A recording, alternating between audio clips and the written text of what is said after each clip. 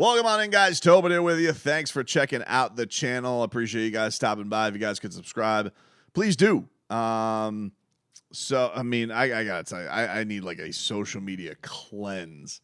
It's just splattered with Celtics green all over the place. I'm sick of it. And by the way, not to call out any stations down here, WSVN. Shame on you, dude. Like, what do you mean you're going to go and do live coverage of the Celtics flying into Miami? Like, this is like the mother bleeping president coming into town. Have some shame, WSVN. You already cost us Peyton Manning one time where you chased him down with a helicopter. Now you're hobnobbing and you're hovering over the Celtics and where they're going in Miami. Get out of here, dude. Nobody cares. Put those cameras away. Put them to better use, like somebody driving on the wrong side of the highway or something like that. Well, what is that? I'm lashing out, man. I'm not in a good place. I'm not in a mature, good place today with that. I am excited because the draft is upon us here for the Miami Heat, and we have some fodder that maybe the Miami Heat are going to be trading up into the top 5. I don't know what to believe, what not to believe, and I don't really even know who the Heat are going to go with because you're kind of at the whim of everybody, which is maybe why they want to trade up if they do want to trade up, which I don't even know if they want to trade up. I will say this though, if you are a Heat fan and you're looking for something, if you want to be at their party, the Miami Heat announced today that they are going to be hosting the draft party at the Dolphin Mall this year. So if you guys want to go there, the Heat are going to host an NBA draft party in the Vivo Plaza at the Dolphin Mall starting at 7 o'clock. Free event, and it's going to be outdoors, and it's going to have tons of activities. There's a pop-up Heat store, photo ops, Bernie, the dancers. My guy Mike Biamonte's going to be there. The great, the whole thing is going to be Uptown Dale's going to be there. DJ M. Dot. So they got the whole squad. They're going to be like a game atmosphere there. And reason it's not at the arena, there's a 2-day stint of Aventura. So there's a concert there for a couple days. I just got sent a text by my guy Stunt Steve. He sends me a text with Luther Campbell's tweet who says, whoever's hosting the Boston Celtics in Miami for a party needs to be ran out of Miami. I'm pretty sure it's some groupie-ass promoter who's not from here. You tell him, Luke. You tell him, dude. Anyway, there's a 2-day concert at the arena. So, they're basically making the awesome atmosphere for you there at Dolphin Mall instead of the arena for the 15th pick. So keep that in mind, anybody, if you're looking for where the Miami Heat are going to be for their draft party. And that should be a fun one. That should be a fun event. He'd always do some fun stuff out there with this 15th pick. I've been scouting. I've been scouring the internet. I'm on YouTube scouting, dude, and that's what I'm up to right now. Now, I did a tradition unlike any other for me, which is I had to tap in with my UK source. And by UK source, my Kentucky Wildcat source, that's my uncle, and who's the most rabid Kentucky Wildcats fan that I know.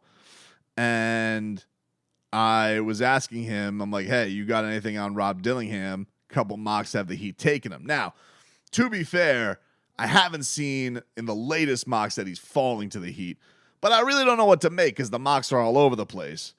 But he said that he says best prospect I've seen at UK since John Wall, and it's I was like, whew, he is very high. He says 0% chance he makes it to 15. He's like, I'm hearing not going to make it past San Antonio. So there's that. Now, I just put that out there with him just because, the last time that the Heat passed on a Kentucky guard, I mean, we haven't heard the end of it, right? Like, it's been Precious Achiuwa and Tyrese Maxey. You're never going to hear the end of it. And for the Heat logic, like, look, I get it. You have a well with Kentucky Wildcats with Bam Adebayo and Tyler Hero. You should just keep going back to the well until it runs dry.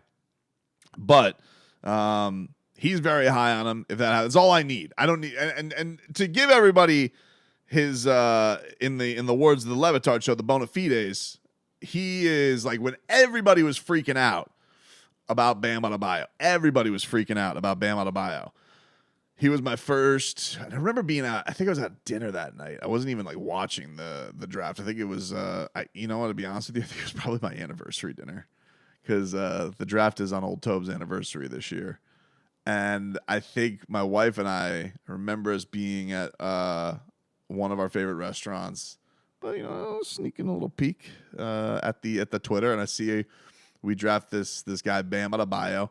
But I see on Twitter, everyone's freaking, what do we need this guy for? We have Hassan Whiteside. People don't remember this. People think, oh, Bam, he was loved forever. No. People like, what the hell is this pick? What do you mean we get another center? We have Hassan Whiteside, before Whiteside was on the outs. And I checked in with him, and he goes, most athletic guy I've ever seen at University of Kentucky, which is not the same as best prospect I've seen since John Wall. So yes, I've never gotten a negative Kentucky Wildcat report from him.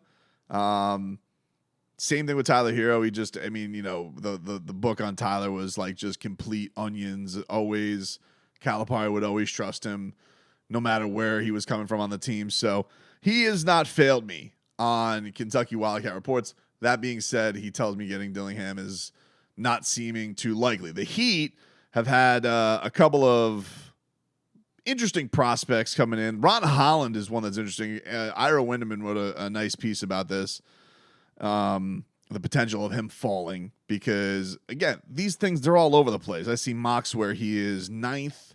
I see mocks where he has fallen to the Heat. I've seen mocks where he's 11th. I've seen mocks where I saw one where he was 3.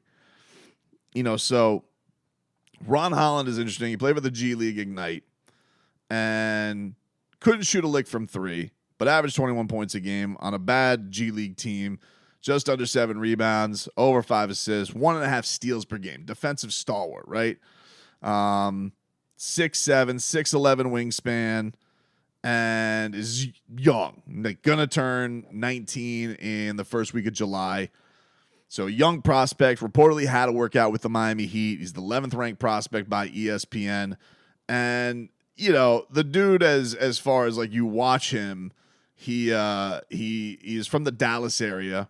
It was interesting. I did a little snooping on Instagram, and I noticed that he and Chris Bosh follow each other on social media, which, as an aside, where the hell is CB, dude? I miss Chris Bosh. Need Chris Bosh around the franchise. Need Chris Bosh. I need like an OG's episode with Chris Bosh. I miss CB, dude. I miss Chris Bosh.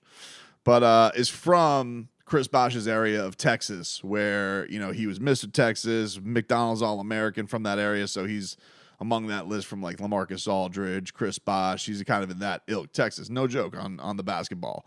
So he is, it's going to be interesting because, this is a class that I think everybody feels like it lacks the star quality of the guys. And this guy has like all the tangibles you would want in an NBA player. Obviously, you see that wingspan, you see that ability to cause disruption on the floor. Feels like it would fit right in, fit like a glove with the Miami Heat. To be fair, I'm not going to say many people won't have a good fit with the Miami Heat. And this, I'm like, this guy won't fit. He can't figure it out. But I have... looking at like his YouTube is basically a highlight of steals, dunks. It's basically all like Ron Holland. Let's look it up. G League steals, dunks. It's like, all right, he's got that down. He's got that down. He's gonna bring that to the team. But I think as we see with this Heat team, especially bringing in the young guy like they just did with Jovic, how if they could bring somebody in to bring that tenacity on defense, especially from a wing standpoint, where you may be losing Haywood Highsmith, you may be losing Caleb Martin, you're going to need somebody to corral that and become a thing. Look, if he falls, I'm not going to be upset. I would be very, very intrigued if the Heat go that route and get somebody of his talents and caliber to bring to the table with this team. But one more piece of Heat stuff. Speaking of Ira caught up with Patty Mills today. Patty Mills was at Heat camp in Cooper City today and had said that he has no plans on retiring. that he plans to continue to play until the wheels fall off. I'll tell you one thing, though, dude. One thing that did fall off was his shot last year because he did not shoot a lick with the Miami Heat. He's going to the Olympics. He's actually working out at my alma mater, Barry University. A lot of people ask what this parrot is, next to Sebastian the Ibis between the Dolphin right there. And, when my guy Alex made this mural, I'm like, hey, I need the buck. I need my Bucky up there. I need the Bucks represented. But I saw that Patty Mills was doing some working out at Barry University in the lead up to Team Australia. But in the midst of this, he said, I appreciated my time here with the Heat. I've really come to understand what the organization is really all about. Thoroughly enjoyed it, as well as learning the things at the same time. Who knows what's going to happen, but I definitely tried to absorb as much as I could. At the end of the day, you want to win, and you want to be part of a team that is the last standing. So there you go.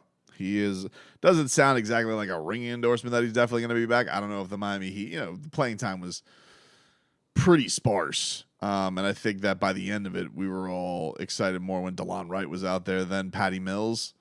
Just couldn't hit shots. Like, that was the thing with Patty. Just, I don't know what I just could not shoot a lick for the Miami Heat. It just didn't happen for them. So I think from his standpoint, does he look at the Heat as a true contender? Look, odds-wise, they're not right now. They're 30-1 in Vegas, so maybe he wants to go ring chase and go somewhere else and find a place where he feels like it is more of an option for him, which, as a Heat fan, stings a little bit to hear from Patty Mills, but I'm not exactly going to say that I'm going to miss Patty Mills if he doesn't come back to the Miami Heat. Delightful accent, though. I am always here for a great accent, whether it be Serbian, Slovenian, Australian, British, whatever, dude. You know me. I'm a sucker for an accent.